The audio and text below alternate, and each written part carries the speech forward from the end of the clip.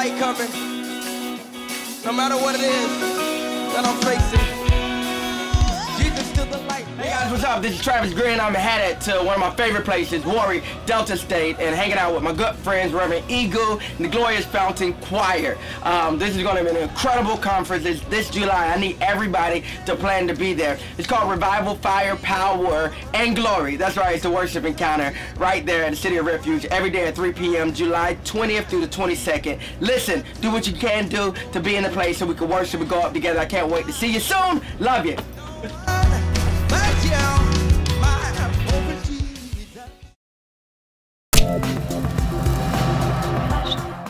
Bonjour, vous êtes encore les bienvenus à cette dévotion Glory. Dieu a quelque chose de bien pour vous aujourd'hui. C'est une bonne journée, c'est un jour formidable pour vous lever vos mains pour l'adorer le Seigneur du profond de votre cœur. Souvenez-vous que Dieu aime ceux qui l'adorent dans l'esprit et la vérité. La Bible dit que le temps vient où les vrais adorateurs de Dieu adoreront le Père dans la vérité et dans l'esprit. Et il dit aussi que le Père cherche ceux comme ça. Donc le Seigneur cherche ceux qui, avec un cœur sincère, qui va l'adorer.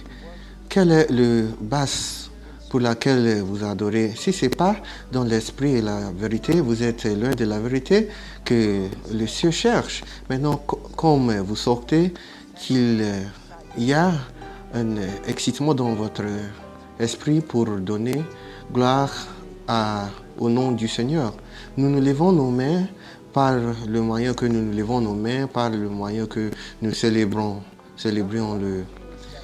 la fidélité de Dieu. Beaucoup de choses qu'on fait dans la vie, il s'agit de le pensée du cœur. Nous considérons Jean chapitre 3. Maintenant, nous allons dans Jean chapitre 3. De verset 22, après cela, Jésus, accompagné de ses disciples, s'est rendu dans la terre de Judée. Et là, il demeurait avec eux et il baptisait.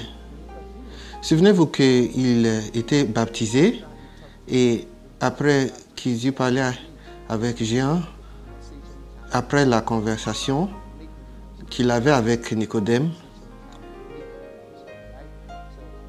maintenant, il est allé accompagné par ses disciples.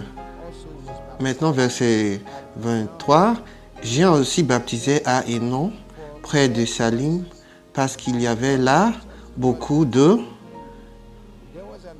Il y avait beaucoup d'eau là, et on y venait pour être baptisé. Souvenez-vous que Jésus baptisait, verset 23 dit que Jean baptisait, et maintenant, c'était dans la même région. Verset 24 maintenant dit, car Jean n'avait pas encore été mis en prison. Souvenez-vous qu'après, il était mis en prison par Hérode, parce qu'il avait parlé contre Hérode qui avait marié la femme de son fils. Verset 25 maintenant, or il s'éleva de la part des disciples de Jean une dispute avec un juif touchant la purification. Il y avait une dispute parce que le baptême est un rituel qui symbolise la repentance. Donc, être baptisé, ça signifie j'ai mort aux choses anciennes et lorsqu'on sort, c'est une nouvelle vie. Verset 26 dit, il vint trouver Jean et lui dire, Rabbi, c'est lui qui était avec toi au-delà du Jourdain et à qui tu as rendu témoignage. Voici, il baptise. Notez ceci, que voici, il baptise et tous vont à lui. Vous voyez, l'intention de ces personnes, c'est de causer un grave problème entre Jésus et Jean. Il y avait une dispute concernant le baptisme. Jean à son côté et Jésus baptisé à l'autre côté. Notez qu'après, on dit que Jésus lui-même n'avait pas baptisé, mais c'est ses disciples qui baptisaient. Les disciples de Jean étaient jaloux.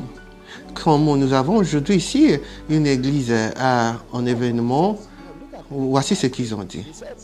Il dit, tout le monde va à lui. Mais n'oubliez pas qu'il y avait une foule avec Jean, mais ces gens étaient... Il disait, tout le monde va à lui. Il prend toute la popularité, le ministère de nous. Lorsque les gens ils sont insécurisés, c'est parce qu'ils sont loin de Dieu.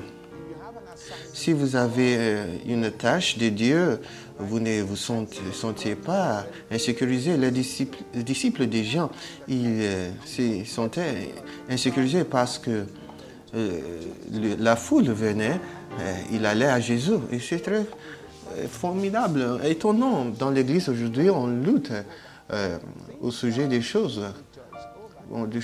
petites choses. Si l'église à côté de vous prospère, s'il augmente en leur nombre, ce n'est pas un problème pour vous. Ils ont dit, c'est lui que tu as baptisé, il a commencé son ministère et il attire la foule. Qu'est-ce que tu vas faire? Et beaucoup de pasteurs, ils sont insécurisés, ils sont mal à l'aise et ils commencent une guerre. Dès qu'il parle contre l'autre pasteur, il agit contre l'autre personne et il fait des choses qui ne sont pas conduites par l'Esprit de Dieu, mais conduites par leur personnalité et motifs insécurisés. Et si vous faites cela, vous allez manquer la puissance de Dieu. Il faut faire attention. Il faut promulguer ce qui va donner la gloire à Dieu. Jésus a dit, c'est lui qui n'est pas contre moi et pour moi. Si quelqu'un combat contre les choses de Dieu, il faut nous identifier avec cette personne-là. Peu importe ce que la personne a fait, le progrès, souvenez-vous de ceci. Le ciel est aussi grand pour tous les oiseaux, pour 1000 oiseaux.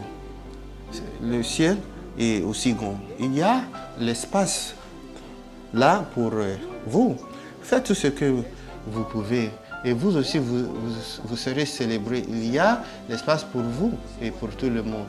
Mais vous voyez une chose, vous êtes vous-même. Personne ne peut être vous. Moi, je suis moi-même. Personne ne peut être moi. Restez comme Dieu vous a créé. Si nous faisons ça, le monde sera une bonne place. Et au lieu de compétition, nous allons complémenter les uns des autres. C'est une bonne journée. Allez pour le plan de Dieu et soyez le meilleur pour la gloire de Dieu. Merci de nous avoir suivis. Je suis Igor Louis Siegbeburou. Que Dieu vous bénisse.